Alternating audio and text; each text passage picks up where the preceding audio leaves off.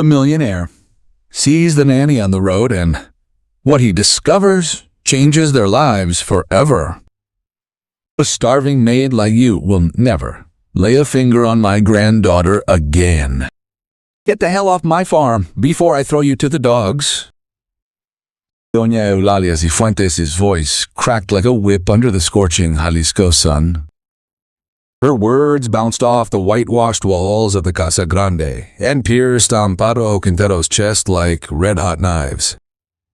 Amparo, barely 28 years old, clutched the two old suitcases that contained her entire life to her body. Her hands were shaking. The light blue nanny uniform, the one she had worn with pride for 3 months, now weighed on her shoulders like a shroud. "Ma'am, please," she begged in a broken voice. "I never stole anything. I swear on the memory of my mother. May she rest in peace. Little Renata needs me." She was just beginning to trust me. I was just beginning. To what? To fill her head with the illusions of a poor person. Doña Eulalia stepped forward, her chin held high, the gold ring shining on her bony fingers. "My granddaughter's a sycophant. She doesn't need a lowlife like you to teach her ranch songs or tell her stories about homeless people.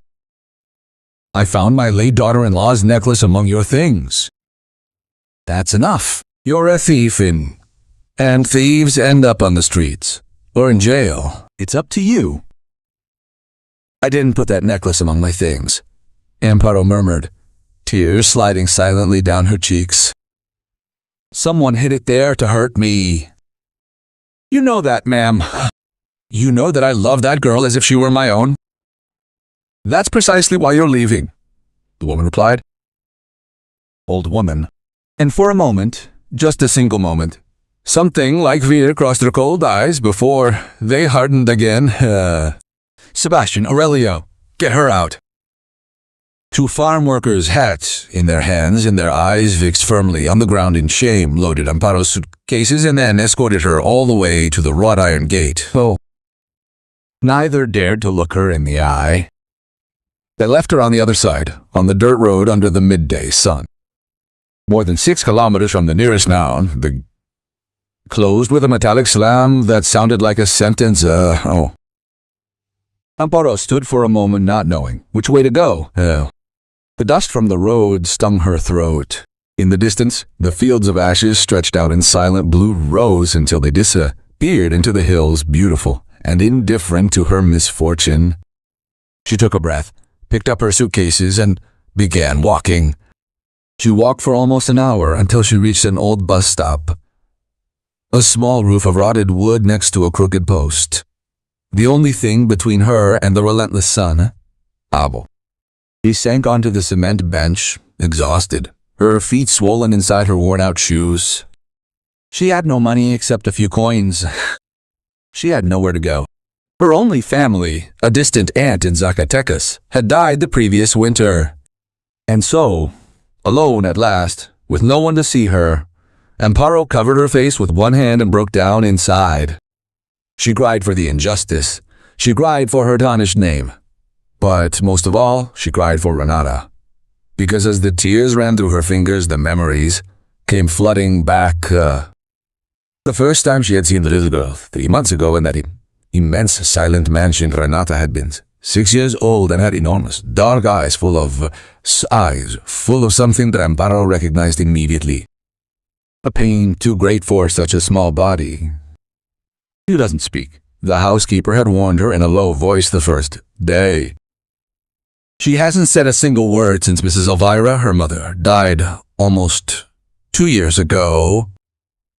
Doctors have come from Guadalajara, the capital, even the United States. None of them have been able to do anything. The little girl is out of breath." Out of breath. That was the exact word. Renata moved through the house like a little ghost, not laughing, not crying, asking for nothing. She ate what was given to her, obeyed and kept quiet. The other nannies had given up. One after another they had come to that house, collected their paychecks and left, unable to bear the little girl's deathly silence and Doña Eulalia's iron temper. But Amparo did not give up. She did not speak to Renata as if she were sick. She spoke to her like a child.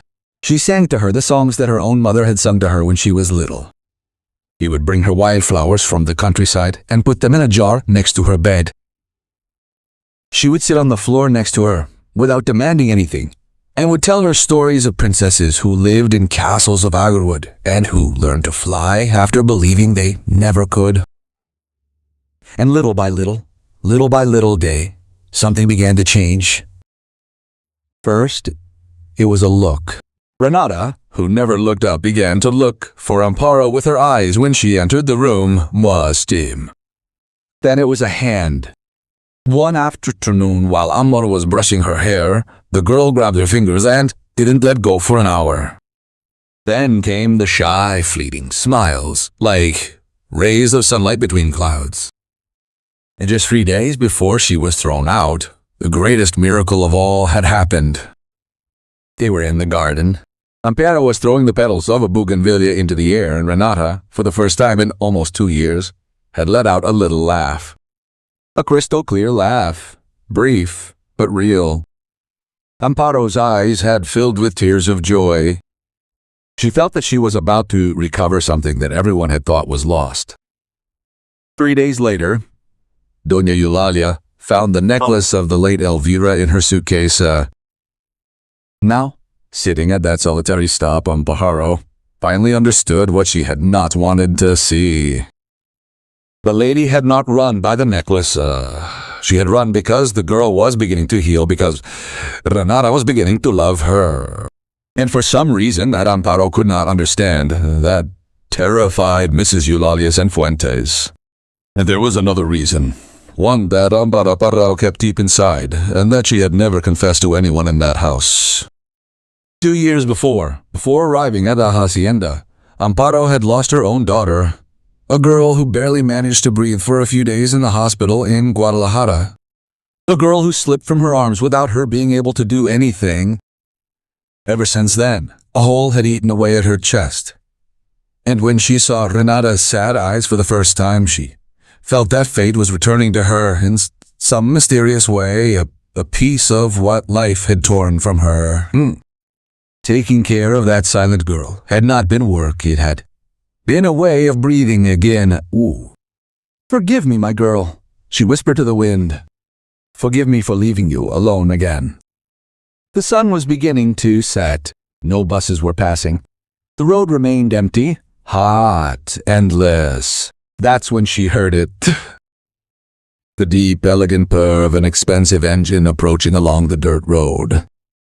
Amparo looked up. A cloud of golden dust rose in the distance, and in its center, a shiny black car advanced like a panther out of place on that poor road. The sedan slowed down, and against all odds stopped a few meters from her. Amparo wiped away her tears with her hands and straightened her hair out of pure instinct, although she didn't understand why. The driver's door opened. A tall man, about 42 years old, got out, dressed in a tailored navy blue suit that not even a wrinkle dared to break. He had a dark hair combed back, a firm jaw, and a serious, intense gaze, accustomed to giving orders and being obeyed. But at that moment, those eyes were not hard. They were bewildered. The man looked at her, looked at the suitcases, looked at the light blue uniform with the white apron, and was stunned. Because that uniform, that exact uniform, with the embroidered hacienda shield on the breast pocket, was only used in one place in the entire world, in his house. Maximiliano y Fuentes took a step towards her, still not quite believing what he was seeing. One of the nannies from his farm, the one who took care of his daughter, crying alone on the side of the road, with all her belongings packed into 2 worn suitcases. "Excuse me," he said in a serious voice that nevertheless hesitated. "That uniform, you worked at the Hacienda Cifuentes." Amparo jumped to her feet, her heart pounding in her chest. She didn't know who the man was, but the shield on his suit and the bearing of a king told her everything she needed to know. I do, sir. Until a few hours ago, I was taking care of the little girl Renata. The man's face changed completely. Something stirred deep in those serious eyes. Renata repeated, taking another stab, this time urgently, almost tripping over her words. Were you taking care of my daughter, my Renata? Yes, sir, Amparo replied, not understanding the sudden anguish of the stranger. You? Who are you? The man put a hand to his chest, as if he had trouble breathing. I'm Maximiliano. Maximiliano Cifuentes. I'm her father. He looked at the suitcases, the uniform, the dried tears on the young woman's face, and his voice became a thread. I've been away closing deals in Monterey for 2 weeks. I spoke to my daughter on the phone just 3 days ago. My mother told me that she had a new nanny, a girl who was doing wonders, that for the first time in 2 years, Renata was laughing. She swallowed. Why are you here in the middle of nowhere, with all your things in your hands? The air seemed to stop between them. Amparo felt her heart leap into her throat. That man didn't know anything. He didn't know that her own mother had thrown her out. He didn't know what she had been accused of.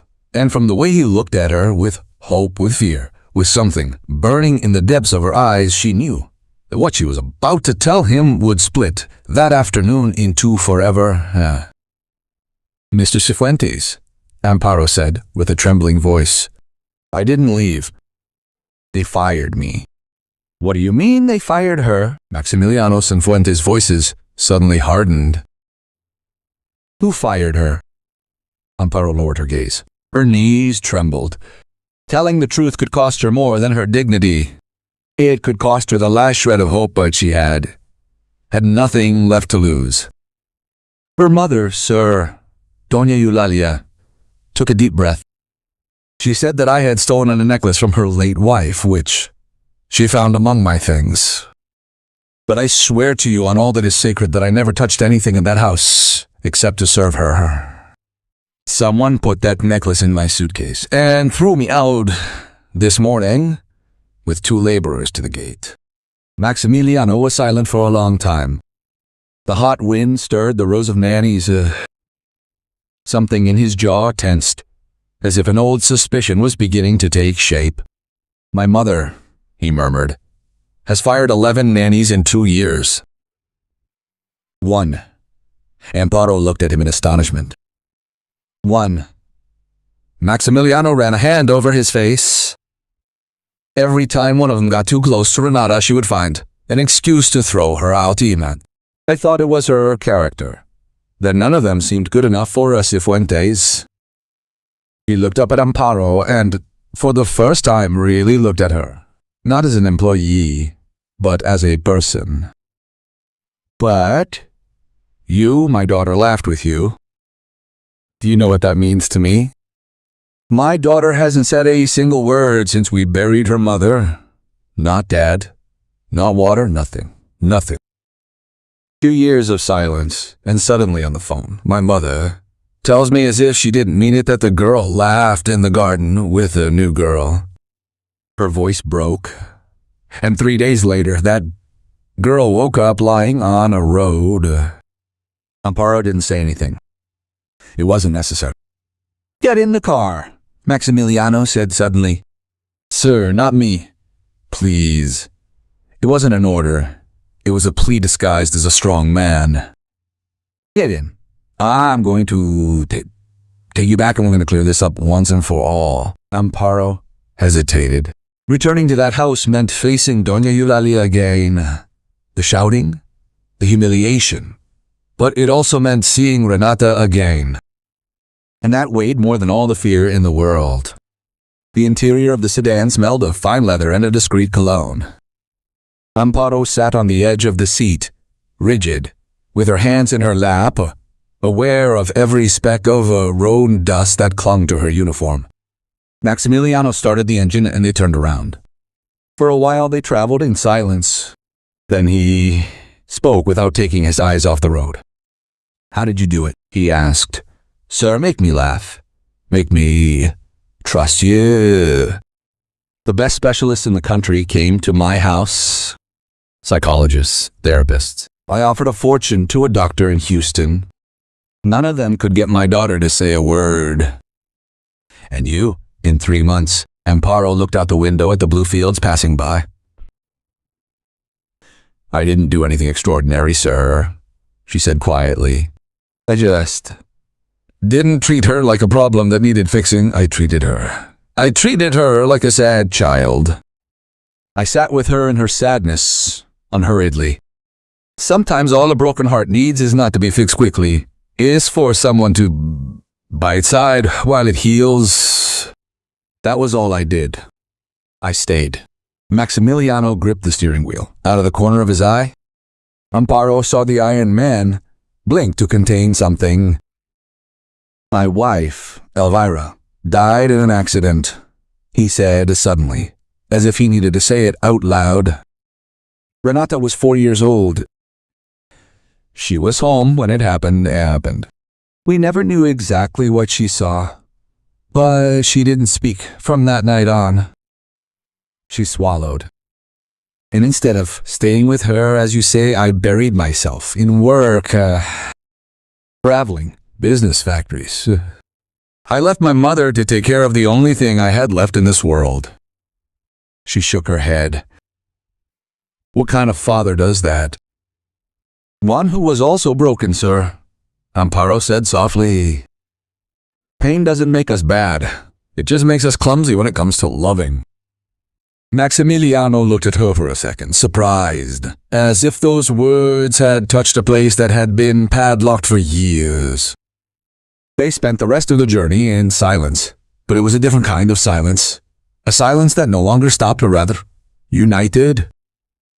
When the iron gate of the Cifuentes estate appeared at the end of the road, Amparo's stomach sank. The same whitewashed walls. The same shield embroidered on the uniforms of the farmhands who opened the gates, astonished to see the boss's car returning with the girl they themselves had thrown out hours before. The sedan stopped in front of the quarry steps, and there at the top, like a queen on her throne, waited Doña Eulalia Cifuentes in a black dress, and her face pale with contained fury. "Maximiliano," she exclaimed as she came down the steps. "Son, it's great that you're here. But why are you bringing this woman? I fired her this morning. She's a thief. I explained it to you on the phone." "Mother," Maximiliano interrupted her, getting out of the car with a calm that was more frightening than any shout. "Let's talk, but inside, and let's talk the truth. There's nothing to talk about. I found Elvira's necklace among her things." "And why were you going through her things, mother?" The question fell like a stone in a well. Doña Eulalia opened her mouth, but no answer came out. For the first time, the Iron Matriarch was speechless. And it was at that moment of silence that everything changed. Because at the top of the stairs, behind Doña Eulalia's black skirt, a tiny figure appeared. A 6-year-old girl with dark hair and huge eyes, wearing an impeccable white dress. Renata had heard the car engine from her room and had run down, barefoot, without anyone seeing her. The girl, she peered through the bars of the balustrade and saw Amparo. For a second, the whole world seemed to hold its breath. Renata's eyes widened. Her small chest rose and fell. She let go of the balustrade, and then, to everyone's astonishment, she started running down the stairs, dodging her grandmother, stumbling, getting up, running again, straight towards the woman in the blue uniform. "Girl, watch out!" someone shouted, but Renata didn't stop. She threw herself into Amparo's arms, who fell to her knees on the gravel to receive her, and she hugged her with all the strength in her little body. And then it happened. "Amparo!" The voice came out high-pitched, hoarse, shaky from lack of use. but perfectly clear. Hey, Amparo, don't go. Don't leave me, Amparo. Time stood still. The housekeeper dropped a tray that shattered on the floor. Bah. The farmhands took off their hats. Mrs. Eulalia put a hand to her throat and took a step back, livid, as if she had seen a ghost. And Maximiliano Cifuentes, the man who ran empires without blinking, the man who had not cried even at his wife's funeral, stood frozen in the middle of the courtyard with his eyes overflowing. His eyes overflowing. His daughter had spoken. After 2 years of absolute silence, after 11 doctors and a fortune spent in vain, the first word Renata Cifuentes uttered was not Dad or Mom. Mom. It was the name of the woman her own grandmother had thrown out onto the road that very morning. Amparo, the girl repeated between sobs, clinging to her neck. You came for me. Amparo hugged her to her chest, choking back tears, unable to believe it. Here I am, my love, she whispered in her ear. Here I am, and I promise you that no one will ever separate me from you again. Maximiliano took a step toward them, his voice breaking, his face soaked. Mother, he said without taking his eyes off his daughter. This woman is never leaving my house again. Doña Eulalia, white as a sheet, looked at the girl, looked at the nanny, and then fixed Amparo with a look charged with a new hatred, deeper, more dangerous than the one she had had in the morning, because now it was no longer just a question of pride. Now that poor girl had become the only person capable of making the granddaughter who kept the most dangerous secret of all the families and sources talk. And for Doña Eulalia, that was a thread that she could not allow herself to leave alive under her roof. The snake enters the house. That night, the Cifuentes estate did not sleep. Maximiliano had given a strict order. Amparo was to stay, and her old room next to Renata's was to be returned to her. When the servants carried the 2 worn suitcases back up the service stairs, Doña Eulalia watched them from the landing, her lips pressed into a white line, and she didn't say a word, but her silence was more dangerous than any shout. Renata didn't want to let go of Amparo's hand all afternoon. She followed her around the house like a happy shadow. And although she didn't talk as much as she had during that outburst in the courtyard every now and then, she would let out a few loose words, water here more, that made the maids cross themselves in astonishment. It was like seeing water gushing from a stone that everyone thought was dry. At dinner time, Maximiliano did something he hadn't done since Elvira's death. He asked for an extra place to be set at the large dining room table. Let her dine with us, he said, pointing to Amparo. Maximiliano, Doña Eulalia hissed with a tight smile to hide it from the servants. A nanny doesn't sit at the table of the Cifuentes. There's order in this house. Your father, may he rest in peace, would never have allowed it. My father wouldn't have left his granddaughter silent for 2 years either, Mother, he replied softly, and the coldness of his tone made the old woman close her mouth. Amparo ate uncomfortably, feeling Doña Eulalia's gaze fixed on the back of her neck. But beside her, Renata ate, glancing at her from the corner of her eye and smiling, and that was enough for her to endure any disdain. What Amparo didn't know was that while they were eating in the library, a telephone was ringing. Doña Eulalia had locked herself in there, with the door ajar, and was dialing a number she knew by heart. Oh, Constanza. It's me, Eulalia. Her voice was a sharp whisper. I need you to come to the hacienda. Tomorrow itself.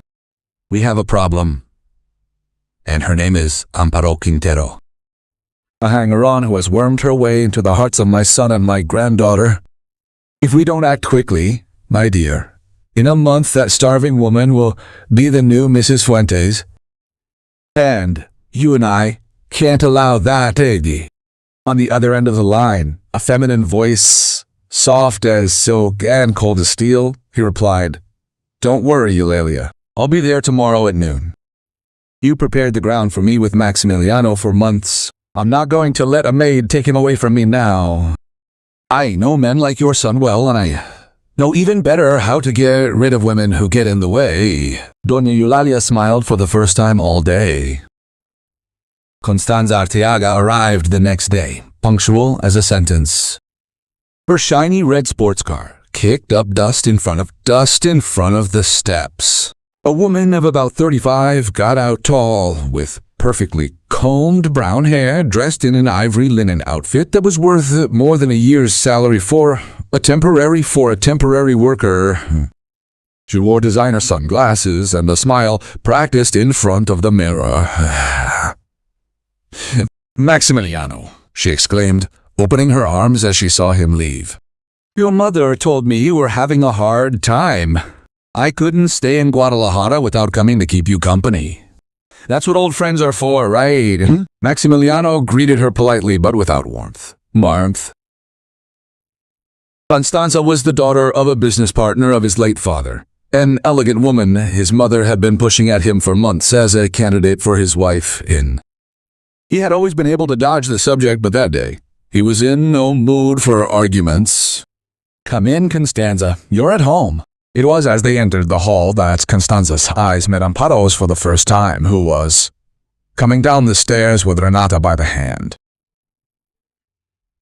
The encounter lasted barely an instant, but both women understood everything. Constanza ran her eyes up and down the young nanny's blue uniform, her ringless hands, and her simple, unadorned beauty. And Amparo saw beneath the newcomer's perfect smile the edge of a gaze that measured a rival. So you're the famous Nanny, Constanza said sweetly, the one who works miracles. How charming. She leaned toward Renata. Hello, beautiful. Do you remember me? I'm Aunt Constanza. Renata immediately hid behind Amparo's legs, squeezing her skirt with both little hands, and said nothing. Constanza's smile softened a millimeter. She's shy, Amparo commented softly, trying to save the moment. She's always been shy with me, Constanza replied, and beneath the sugar in her voice crept a drop of venom. Funny that she's not with you. The following days were a silent war. Constanza settled into the estate for a few days that threatened to turn into weeks. She monopolized Maximiliano at breakfast, followed him to the fields of Agave, talked to him about old times and the plans that her deceased parents had dreamed up for them. And at every step, she dropped, as if by accident, little poisonous comments about Amparo.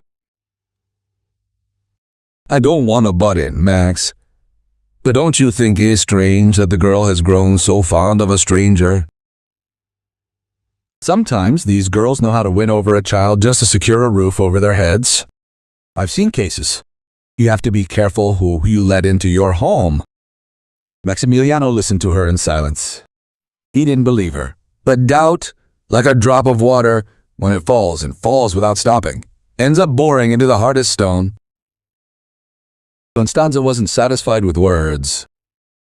One afternoon, when Amparo went to the kitchen for the girl's snack, she returned to find her room in disarray. The drawer open, her few belongings scattered on the floor. On the pillow, someone had left an envelope with money, more money than Amparo had ever seen in her life, and a typewritten note. Take and leave tonight without saying goodbye to anyone, one bun. It's best for everyone. If you stay, you'll lose everything, even your freedom.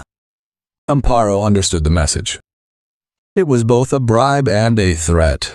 She took the envelope, went downstairs, and left it on the hall table in front of the servants. I don't know who left this in my room, she said in a clear voice without trembling. But I won't sell out, and I won't leave.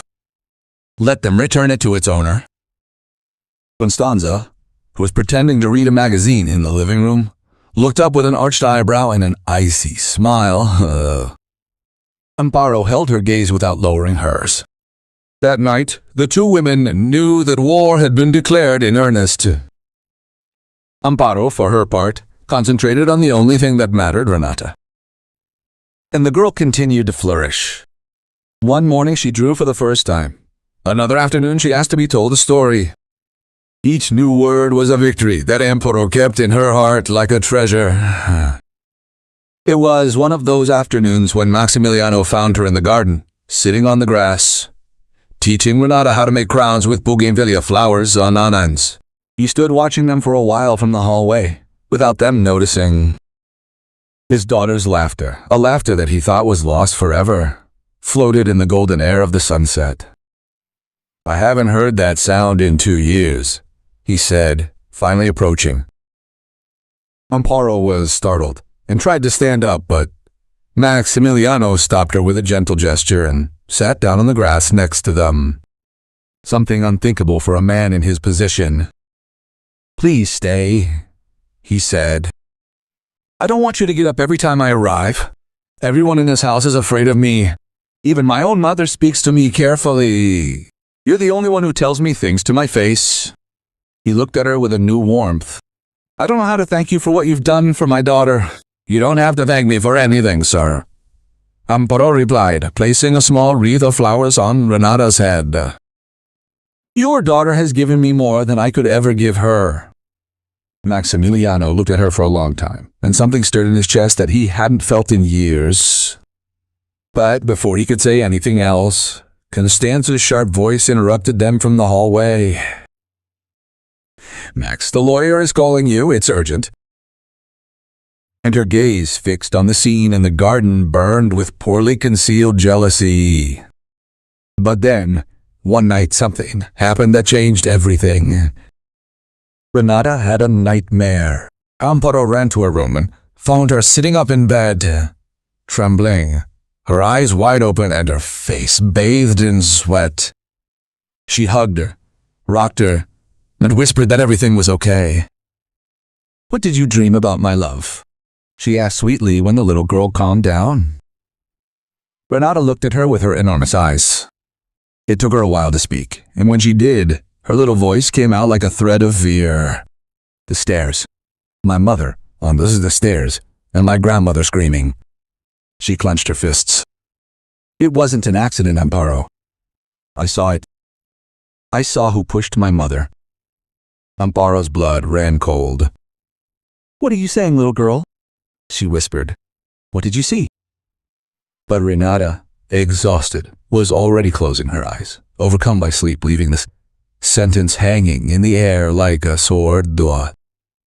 Amparo stood motionless in the darkness of the room, her heart pounding, and suddenly she understood with a clarity that made her skin crawl why Mrs. Eulalia had fired 11 nannies in 2 years. It wasn't out of pride. It was not out of pride. It was so that no one would be by Renata's side long enough for the girl to one day speak again and reveal what she had seen on the night that her own mother died. And now, that Nanny was her. Her heart and her venom, Amparo, didn't sleep that night. Renata's words spun around in her head like a whirlwind. "I saw who pushed my mother." If it was true, if the girl hadn't dreamed it, then the deaths of Elvira's and Fuentes hadn't been an accident. And then someone inside that house was a murderer.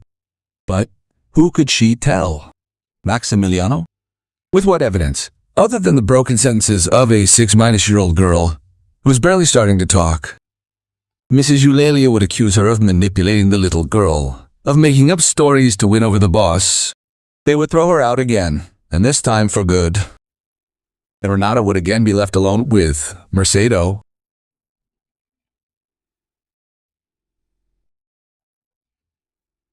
She had to protect the girl and at the same time discover the truth. She decided to keep quiet, watch, and wait. The next morning, while combing Renata's hair in front of the mirror, Amparo tried very delicately to bring up the subject again. "Era subang." "My dear," she said softly, without stopping to brush her hair. "Do you remember your mother?" Renata nodded slowly, looking at her own reflection. Yes, she was pretty, the girl whispered. She smelled like flowers. She was singing to me. She paused for a long time, and her little eyes filled with shadows. Grandma and my mother were fighting a lot over some papers. My mother said she was going to tell something. That night there was shouting on the stairs.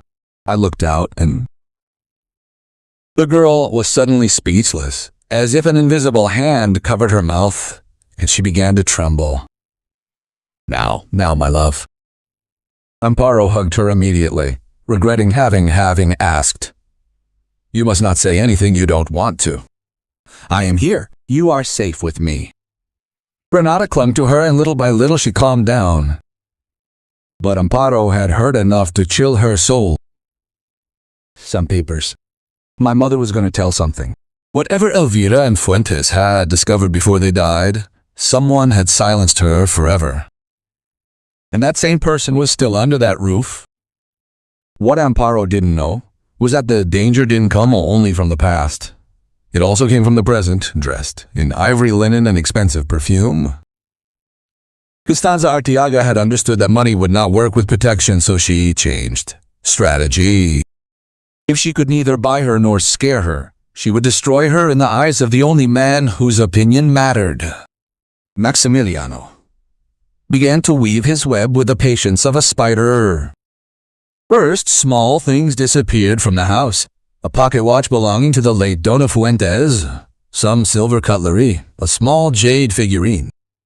And Constanza happened to always be nearby to notice their absence and sigh with concern in front of Doña Eulalia and the servants. What thing? Nothing used to be missing from this house, she would say, glancing sideways toward the service stairs. One does not want to think badly of anyone, but the seed of suspicion was sown.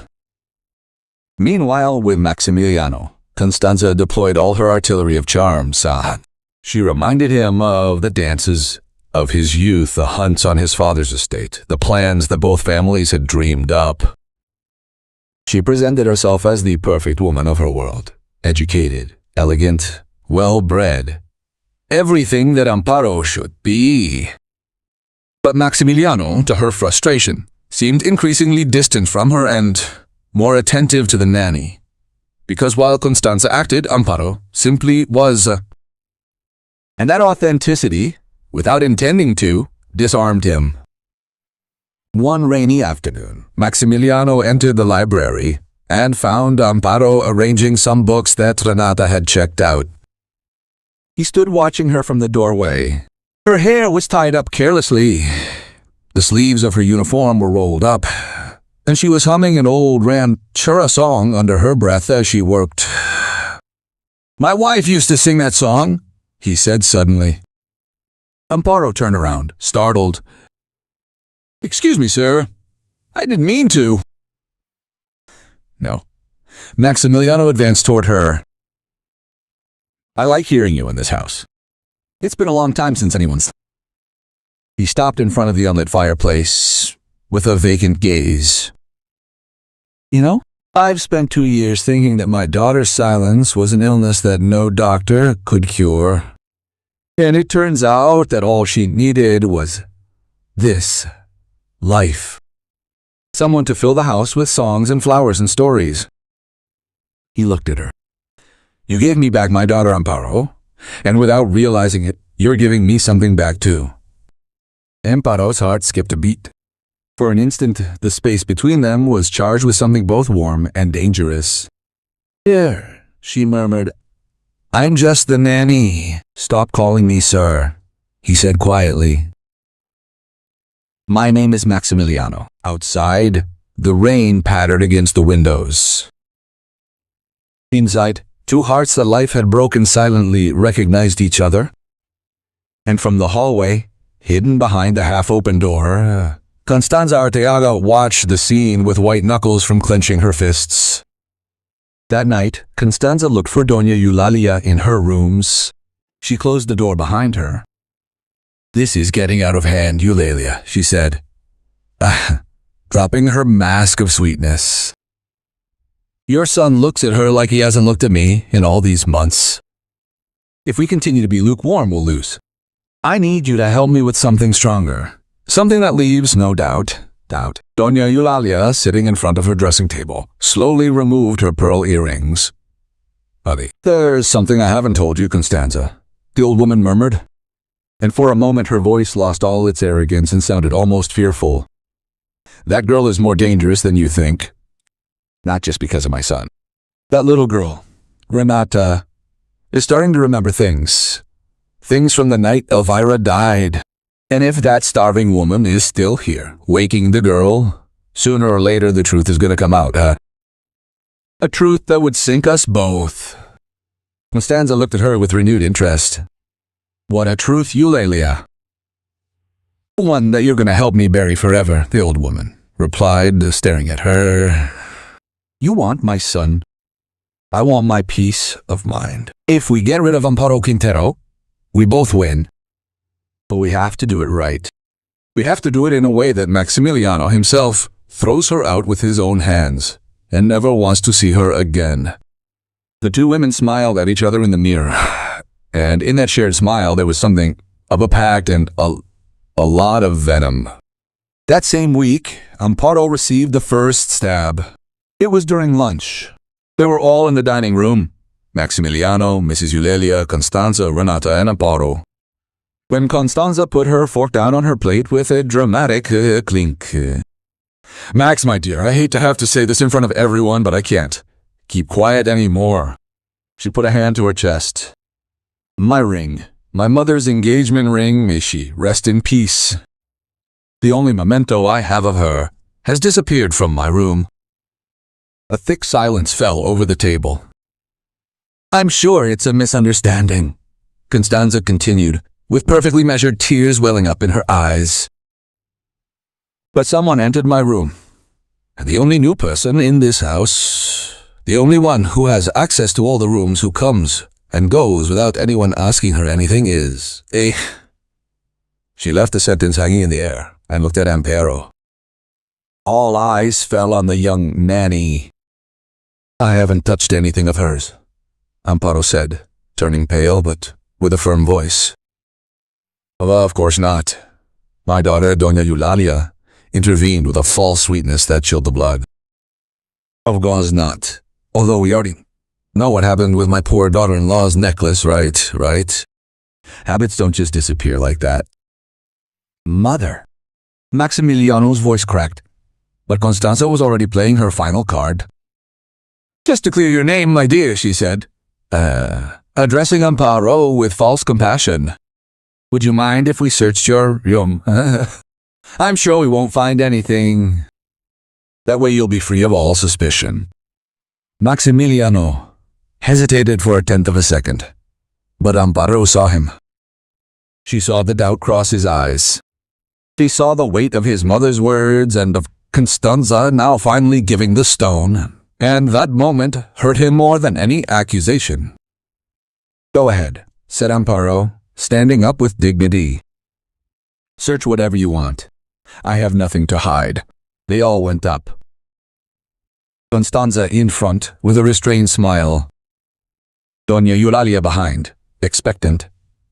Maximiliano, somber, and Amparo, with her heart in her mouth, knowing that she had never touched that ring, but also knowing that someone had most certainly already hidden it among her things. Constanza opened Amparo's old closet, reached into the folded clothes, and with a theatrical gesture of horror and triumph pulled out something that made everyone hold their breath. It wasn't the ring. It was an old, wrinkled photograph hidden at the bottom of the drawer. A photograph that Amparo herself had never seen in her life. And in it appeared Elvira Sanfuentes, the Maximilite wife, hulking and smiling, next to a woman who looked exactly like Amparo. But Constanza stammered, losing her composure for the first time. What is this?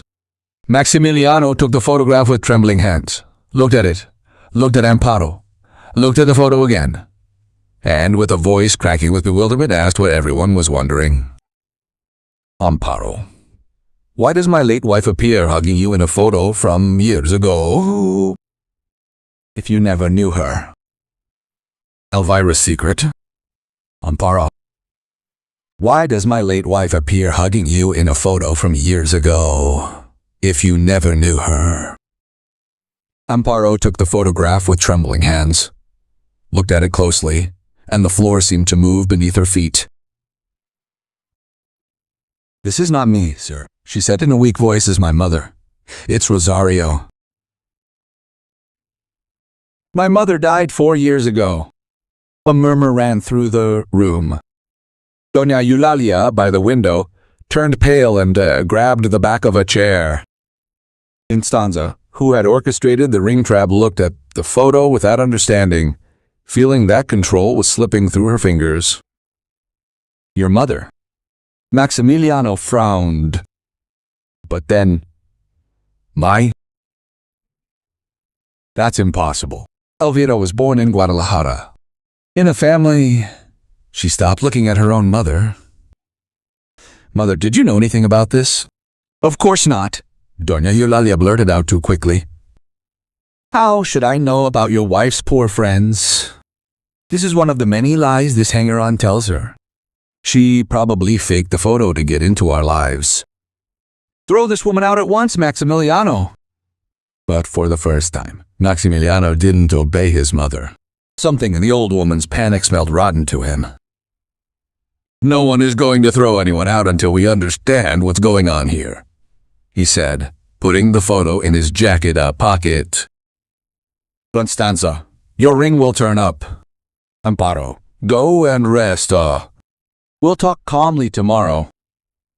That night, while the hacienda slept, Amparo couldn't sleep a wink.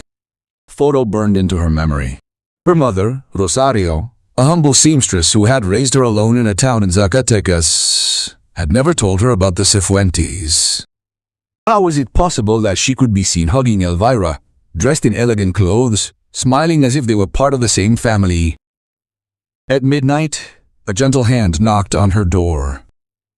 It was Prudence, the housekeeper, an old woman with white hair who had been serving in the house for more than 40 years. She entered with a candle in her hand and her eyes full of tears. "My daughter," she whispered, "I must tell you something. I've carried this in my soul for 2 years. I cannot take it.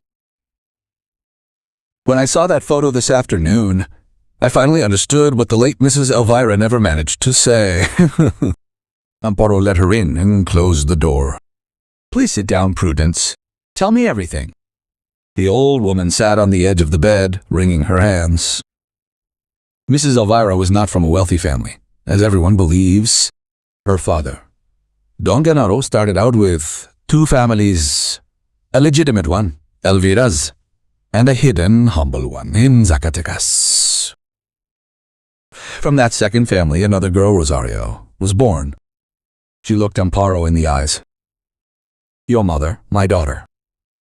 Elvira and your mother were half-sisters. You are the niece of the deceased lady of this house.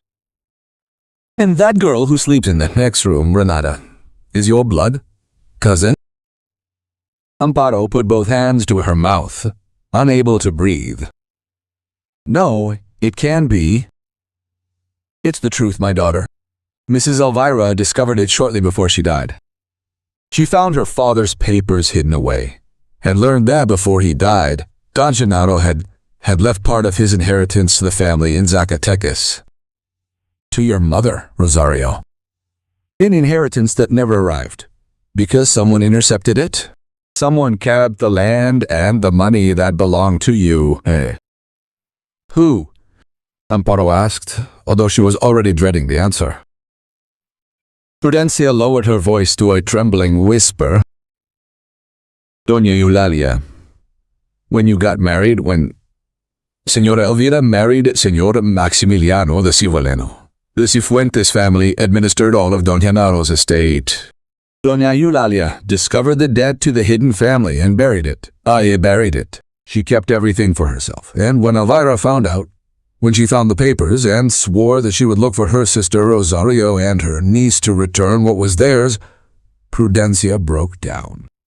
That same week, Señora Elvira fell down the stairs. The room was filled with a thick silence. Terrible. Renata saw it. Amparo said, finally putting all the pieces together. She saw who pushed her mother. Prudencia nodded, crying. I heard the screams that night too, my daughter. I also heard the screams that night, my daughter. I heard Senora Elvira say, I'm returning what is yours, whether you like it or not. And I heard Mrs. Eulalia respond, she would rather die than let a beggar tarnish the Cifuentes' name. 10 minutes later, the lady was at the foot of the stairs and the girl, hiding in the railing, didn't speak again. Amparo was trembling from head to toe. Everything fit together with a frightening clarity. That's why Mrs. Eulalia had chased away 11 nannies. That's why she had thrown her out onto the road as soon as the girl started talking. It wasn't pride. It was terror. Terror that the truth would come out of the mouth of the only witness, her own granddaughter. I have to tell Maximiliano, Amparo said, standing up abruptly. Not right now. My daughter. Prudencia grabbed her by the arm. You have no proof except the word of a little girl and an old servant. Mrs. Eulalia is powerful. She will destroy you.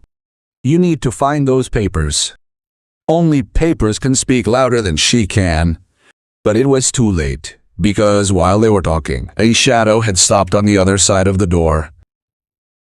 Doña Eulalia, who couldn't sleep because of her nerves, had gone downstairs to look for Prudence and had listened to every word. The next morning, the trap closed with perfect cruelty. Maximiliano was awakened at dawn by the screams of Constanza and her mother. When he went downstairs, he found half the servants gathered in the hall. Doña Eulalia held up a bundle of jewels. Constanza's ring, Elvira's necklace, Don Cifuentes' watch, everything that had disappeared in the last few weeks. It was all hidden in her mattress, the old woman proclaimed, pointing toward the servants' stairs.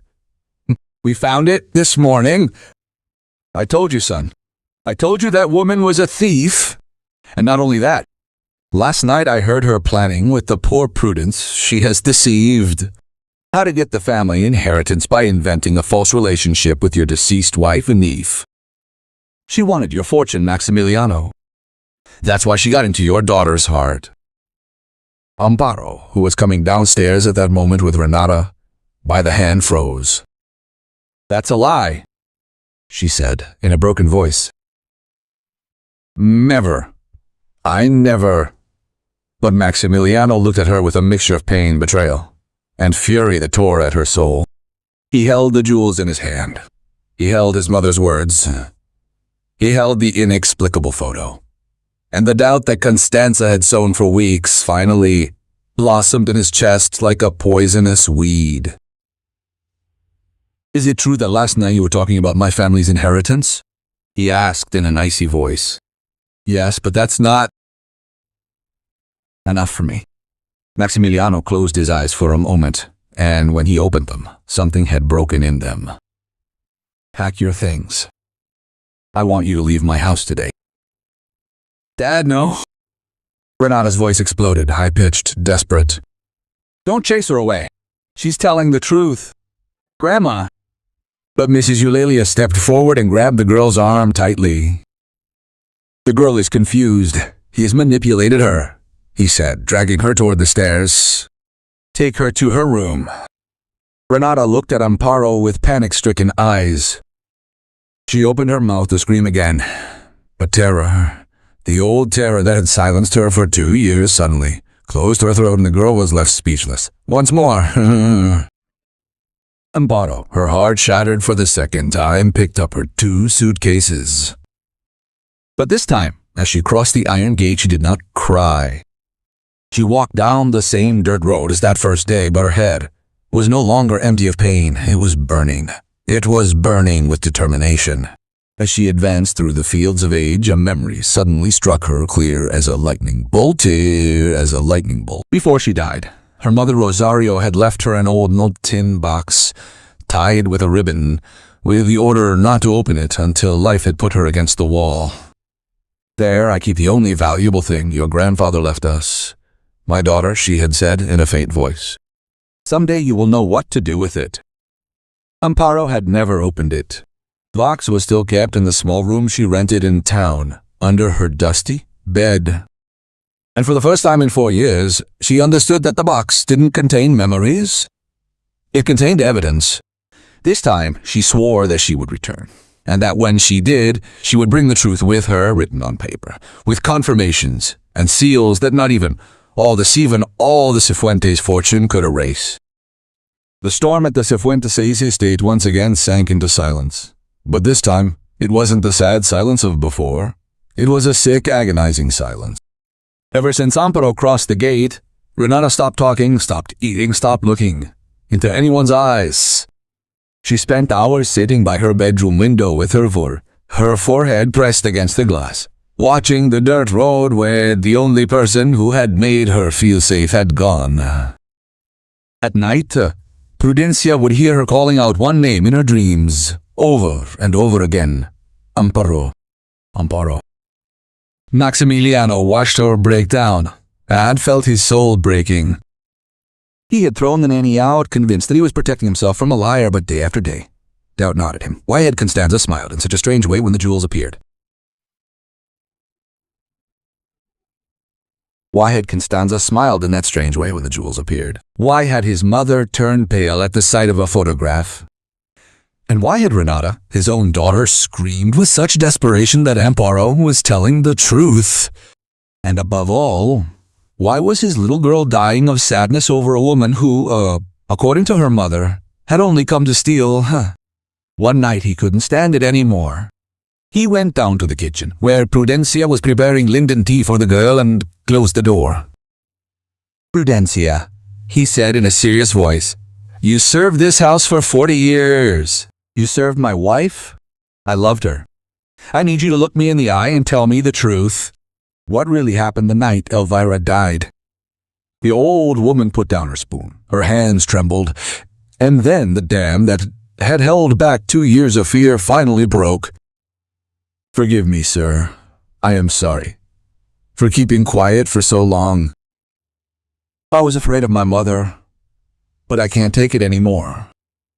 His wife didn't fall. She looked up, soaked in tears. His wife discovered that Don Gennaro, her father, had left an inheritance to a family hidden in Zacatecas. Elvira's half-sister, a humble woman named Rosario, and her mother, Mrs. Eulalia, had stolen that inheritance for years. Mrs. Elvira swore to return it. That night on the stairs, she argued with Mrs. Eulalia. I heard the screams, and 10 minutes later, the lady was dead downstairs. The girl saw everything from the railing. She fell silent, sir, not from sadness, but from terror. Maximiliano held onto the edge of the table so as not to fall.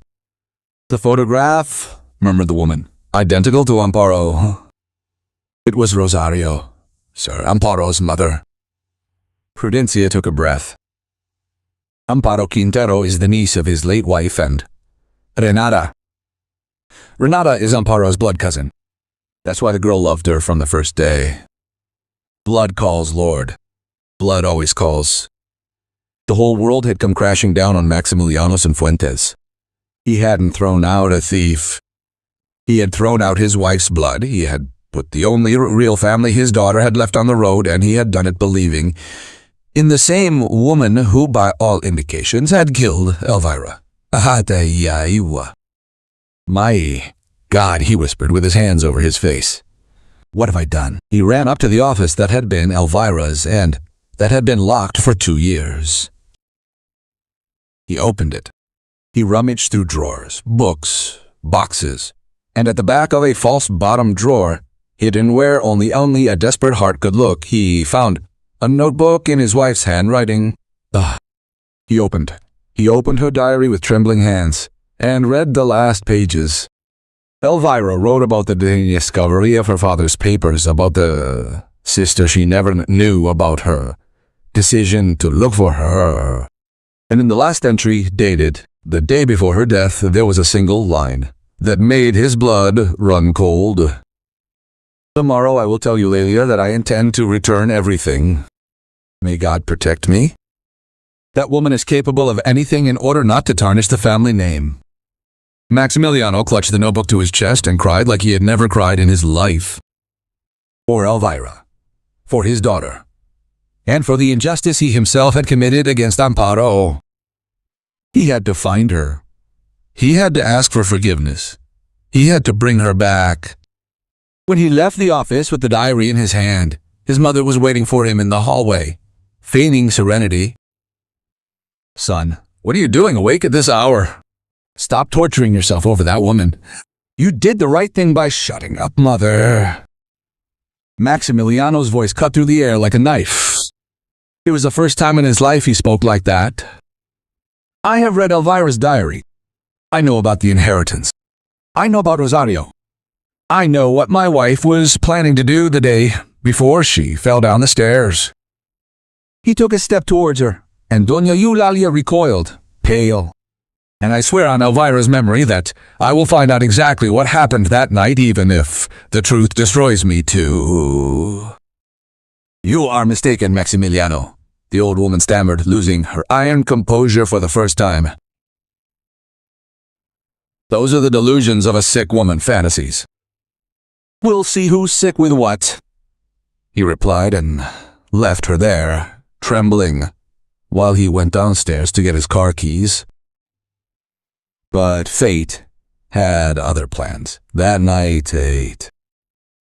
In the meantime, far from the hacienda, Amparo had reached her rented little room in the town. She took her mother's old tin box from under the bed, dusted it off, and untied the ribbon with trembling fingers. Inside was the truth. Yellow documents with the notary seal of Don Genaro y Fuentes. A land deed in the name of Rosario Quintero folded carefully. A letter that Amparo had never seen. A letter signed by Elvira, addressed to my dear sister Rosario, whom I have been searching for with all my heart since I learned that you existed. Elvira had written that letter weeks before she died. She had never managed to send it. Amparo read it, standing, trembling, and tears rolled down her cheeks. In the letter, Elvira recounted how upon discovering her father's papers, her entire world had changed. She had turned her head upside down. How she had cried with joy upon learning that somewhere in Zacatecas she had a blood sister. How she dreamed of meeting her, of hugging her, of fixing everything. "I don't care what people say or what her last name is," Elvira had written. "Family is not measured by money, but by the heart. And my heart has searched for you all my life without knowing it, sister." She was not an intruder. She was not a thief. She was the niece that Elvira and Fuentes had searched for with all their souls. And Renata was not just the girl she took care of. She was her blood, her family, the daughter of the sister that her own mother never got to know. Amparo understood then that destiny had not brought her to that hacienda by chance. It had brought her to finish what Elvira could not, to protect that girl and to return the truth to a broken family. "I'm coming for you, my girl," she said aloud, clutching the letter to her chest. "I'm coming for you." She put the documents in her bag and went out into the street. The sky, which had been filled with black clouds all afternoon, suddenly broke into a brutal storm. The wind howled. The rain fell in sheets, but Amparo did not stop. She started walking toward the road to the hacienda, determined to get there no matter what. At the hacienda, the cry for caution tore through the night. The girl is not in her room. Renata ran away. Chaos broke out. Maximiliano ran down the stairs 4 at a time. Renata's bedroom window was open, banging in the wind. The little girl, unseen by anyone, had gone out in the middle of the storm. A maid found a drawing next to the bed. A girl holding the hand of a woman in a blue uniform walking down a path below. The shaky handwriting of a child. A single word. Amparo. He went to look for her. Maximiliano understood terror creeping up his throat. He went out into the storm to look for Amparo. On the road. "Everyone now! My daughter is out there!" Men with lamps and horses rushed out into the night under the downpour. Maximiliano got into his sedan and drove off onto the dirt road. The same one where he had first seen the crying Nanny weeks before. His heart was pounding. His daughter, 6 years old, alone, in the middle of a storm on a road full of ravines. "Renata," he shouted out the window with broken voice. "Daughter Renata." The car headlights barely pierced the curtain of rain. And then, on a curve, in the light of a lightning bolt, Maximiliano saw her. On the edge of the road, right where the earth was cut into a deep ravine and a stream, swollen by the rain, roared, there was the small silhouette of his daughter, soaked, teetering on the edge of the precipice, about to slip in the void. "Renata!" A scream tore at his throat as he braked abruptly. But before he could get out of the car, another figure emerged from the darkness, running through the rain. A woman with a bag across her chest who, without thinking, lunged toward the girl, grabbed her by the arm just as her foot slipped in the mud, and pulled her from the edge of the ravine a second before she fell. In the light of the next flash of lightning, Maximiliano saw the face of the one who had just saved his daughter. It was Amparo. The moment of truth. The rain was pouring down on the three of them. Amparo held Renata to her chest, soaked and shivering. Torn from the edge of the ravine just a second before the tragedy, Maximiliano fell to his knees in the mud in front of them, and for a moment, neither of them could speak. There was only crying, rain, and the roar of the swollen stream behind them. Amparo finally managed to say in a broken voice, "You saved her. Again, you saved us. And I saved you. I kicked you out. I accused you. Forgive me. For God's sake, forgive me." "Not now, Maximiliano," she replied, standing up with the girl in her arms. "The girl is freezing. We have to take her home and warm her up. We'll talk later, and I assure you we have a lot to talk about." They got into the sedan. Renata, clinging to Amparo's neck, didn't let go for a second on the entire drive. And as the headlights pierced the curtain of rain on the way to the hacienda, the little girl did something that broke her father's heart all over again. For the first time in 2 years, she looked at him, held out a little hand, and whispered, "Daddy, don't let her go again." Maximiliano kissed her little fingers, drowning in tears. "Never again, my life. I swear to you, never again." Amparo looked at him in the rearview mirror. There was no longer any trace of arrogance in that proud face that had condemned her hours before, only a repentant father and a man who was beginning to understand the magnitude of his mistake. She said nothing, hugged the girl to her chest, and looked straight ahead. She knew that tonight, finally, she was not going to run away. That night she was going to stay and fight, and put the truth where everyone could see it. In the hacienda, all the lights were on. Doña Eulalia and Constanzo waited in the great hall, feigning anguish for the girl, but when they saw Amparo enter, soaking wet with Renata alive and safe in her arms, and Maximiliano following her with a new gaze hard as granite, both women understood that the wind had changed. Wind had changed. "Thank God the girl appeared," exclaimed Mrs. Eulalia, opening her arms.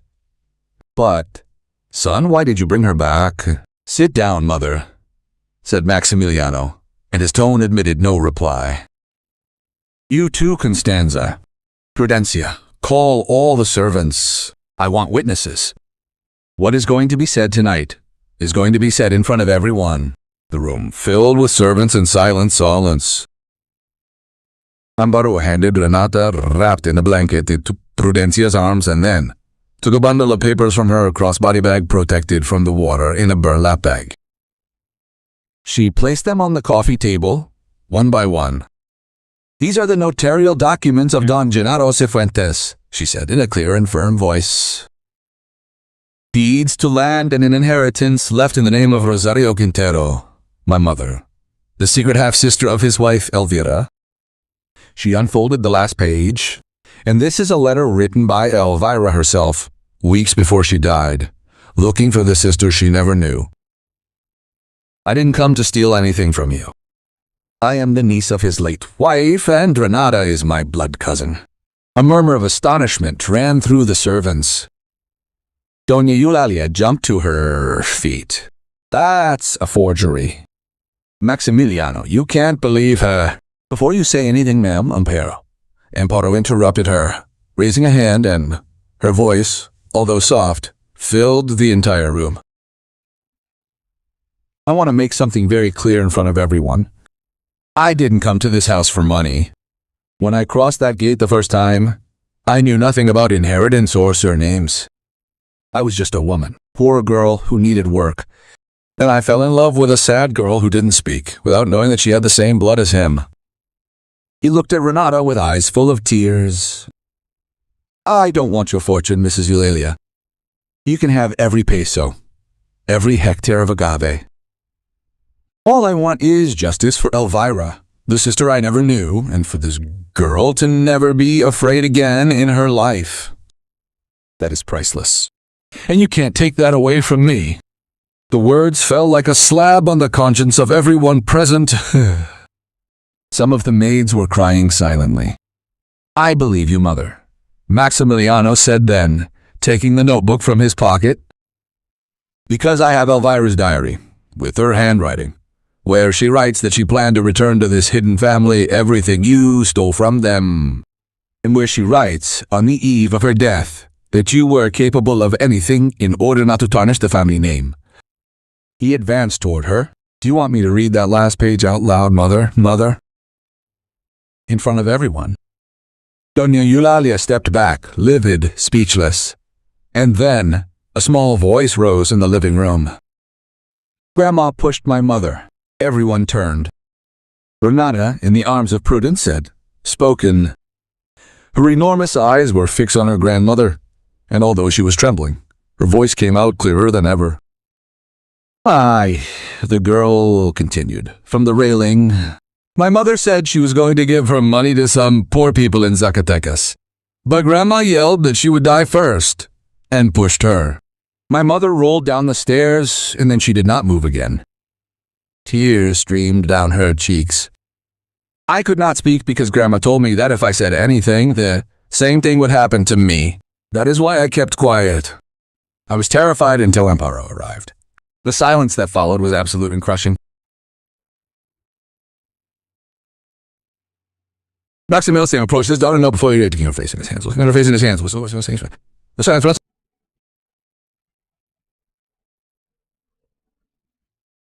You were very brave, my love, he whispered.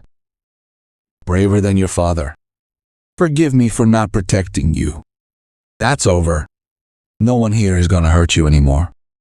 Renata hugged his neck and looked over her father's shoulder for Amparo as if making sure she was still there. Amparo smiled at him through her tears and nodded.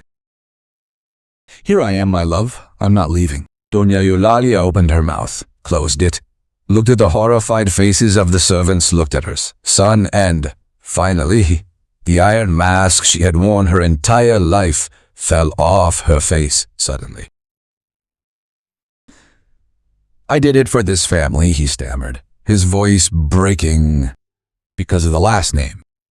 For you, Maximiliano. That woman was going to give half of our fortune to some starving people to tarnish the name of the Cifuentes family with a scandal of secret children.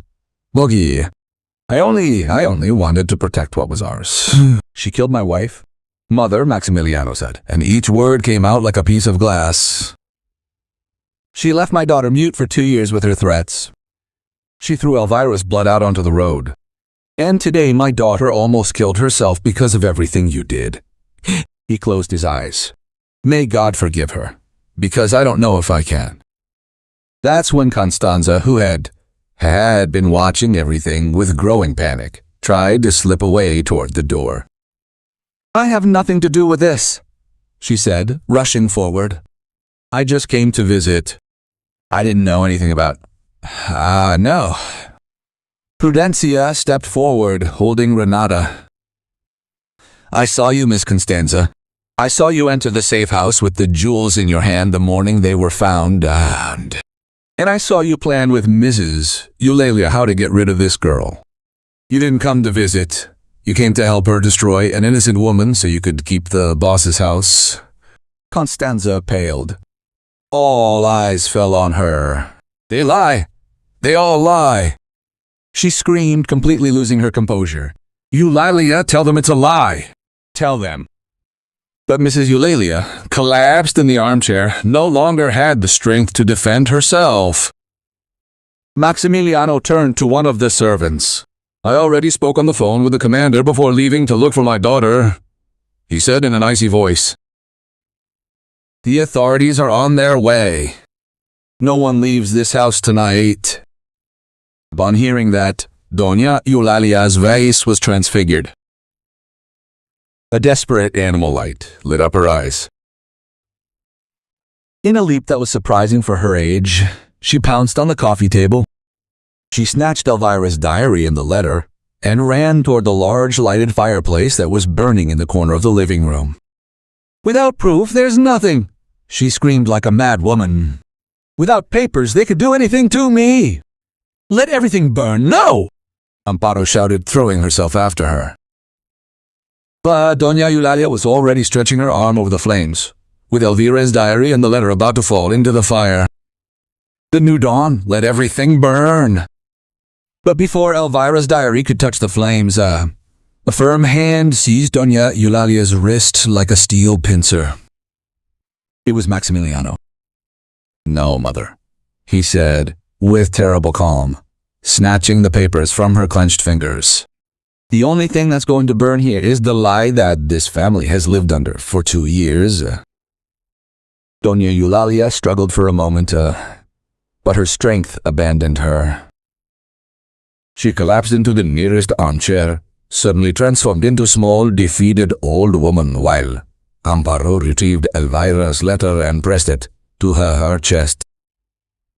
And even if I had burned this, Mom, Amparo said calmly, it wouldn't have done her any good. I'm not stupid.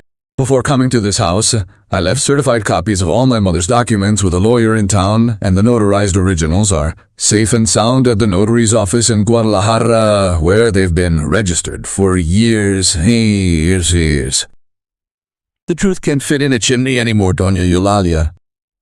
The truth is out now, and no one, not with all the gold in the world, is going to lock it up again. At that moment, headlights illuminated the courtyard, and the sound of several vehicles stopping in front of the steps could be heard. The commander of the judicial police entered the room, followed by 2 officers. Mrs. Eulalia Cifuentes? The old woman asked. Ominous. She didn't answer. She just looked at her son with empty, tearless eyes, as if she had just realized that she had lost everything. The secret, the last name she adored so much, and above all, the respect of the only son she had. You have to come with us, the commander said. You are being D for investigation into the death of Mrs. Elvira y Fuentes and the theft of an inheritance.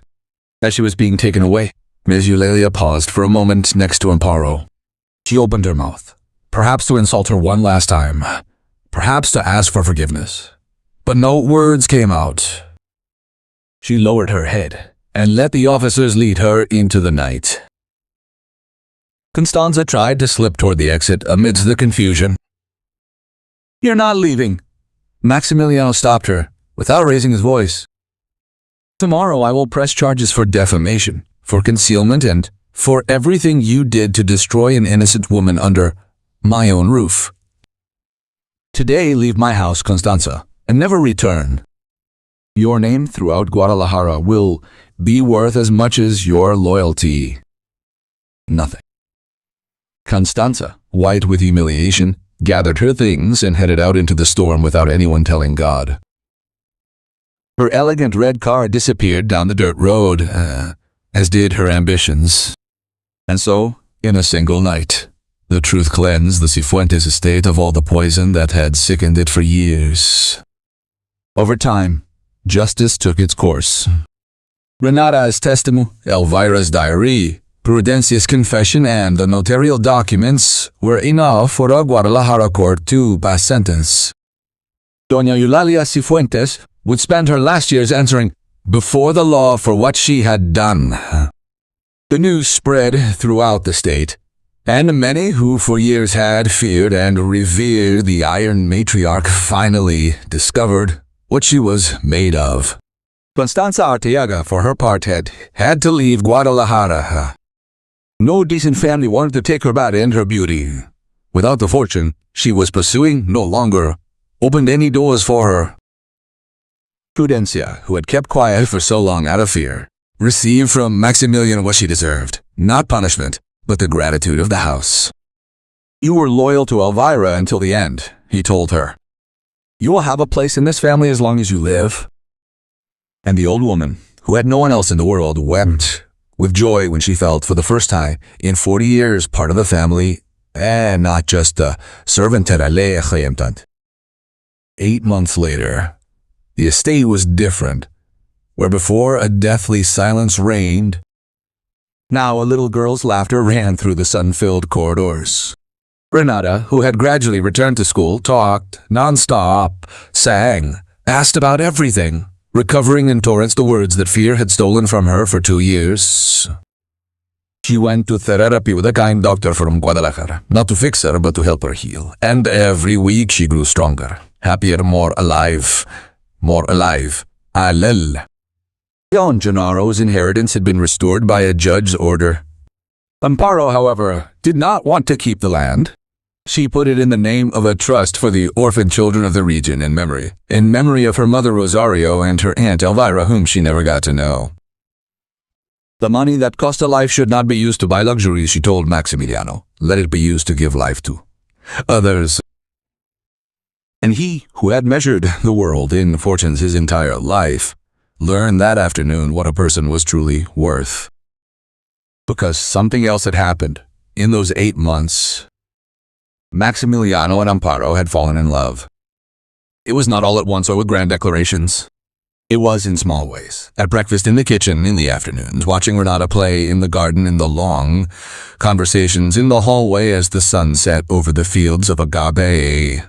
It was in the way he looked at her when she sang, and in the way she gradually stopped calling him sir, and instead called him simply Maximiliano. Two hearts that life had broken, healing together, slowly, as Amparo had taught the girl to heal unhurriedly, staying side by side. One golden afternoon, Maximiliano took her for a walk through the blue rose of agave, to a small hill from where the entire estate could be seen bathed in the evening light. Renata ran a few steps ahead, chasing butterflies. "Amparo," he said, stopping. "8 months ago I saw you crying on the side of the road with 2 suitcases and a broken heart, and I thought I was the one helping you." He took her hands. "But the truth is the opposite. It was you who rescued me. You gave my daughter her voice back. You gave my wife justice back, and you gave me back something I thought was dead forever, the desire to live, to laugh, to love." He took a small box from his pocket, and before Amparo's incredulous gaze, knelt on the ground. "I'm not offering you my fortune, because I know you don't want it. I'm offering you the only thing that's truly mine, my heart and my daughter's. Amparo Quintero, will you marry me?" Amparo's eyes filled with tears. Before she could answer, a little voice shouted next to her, "Say yes! Say yes, Amparo!" Renata had run back and hugged her around the waist, jumping with excitement. And then, looking at the girl, she said those words that finished breaking the hearts of the 2 adults in pieces of happiness. "If you marry my dad, I can call you Mom." Amparo, he knelt down and hugged her to his chest, crying and laughing at the same time. "Of course, my dear," whispered in her ear. "You can call me Mom from this very day, and forever." Then he looked up at Maximiliano, who was waiting, with his heart hanging by a thread, and smiled at him with all the love that could fit in a heart that had suffered so much. "Yes, Maximiliano," he said. "Yes, I do. 1,000 times, yes." He lifted her up in his arms and spun with her under the fiery sky, while Renata clapped and laughed, and the wind gently rocked the ages as if the entire land of Jalisco was celebrating with them. They were married one spring morning in the garden of the hacienda, under an arch of bougainvillea like the ones Amparo would throw into the air to make a sad girl laugh. It had been so long ago. Prudencia cried with joy in the front row. Renata, dressed in white, carried the rings with the solemnity of a princess. And when the ceremony was over, she ran to hug her parents, shouting that finally, they were a real family. That night, Amparo went out into the hallway for a moment to breathe in the warm air. He looked at the dirt road that disappeared into the distance, the same one where one day she had sat down to cry, believing that she had lost everything, and she smiled. But now she understood that had not been the end of her story. It had been the beginning. The millionaire had seen a babysitter crying on the side of the road. She had stopped to ask questions, and what she discovered that day, a buried truth, a stolen family, an impossible love, ended up changing everyone's lives forever. The end.